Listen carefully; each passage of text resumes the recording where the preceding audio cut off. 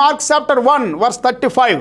ఆయన పెందల కడను లేచి ఇంకను చాలా చీకటి ఉండగానే బయలుదేరి అరణ్య ప్రదేశమునకు వెళ్ళి అక్కడ ప్రార్థన చేయుచూ ఉండెను.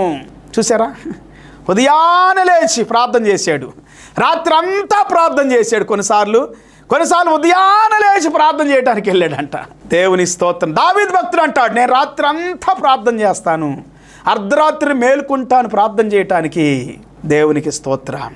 ప్రార్థన సమయం అనేటువంటిది మనకెంతో మేలు చేస్తుంది పిల్లారా. దేవునితో గడిపే సమయం.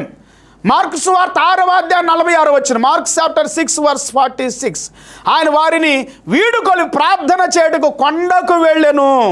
ఆయన ఒక స్థలాన్ని, ఒక సమయాన్ని ప్రార్థన చేయటానికి ఎవరితో గడపాలా ఆ వ్యక్తిని ఎన్నుకొట్టి ఉన్నాడు. తండ్రికి ప్రార్థన చేస్తూ ఉన్నాడు. నా ప్రియ స్నేహితులారా, దేవుని బిడ్డలారా, దేవునితో సమయాన్ని గడపాలి. దేవునితో గడిపే సమయము మన జీవితం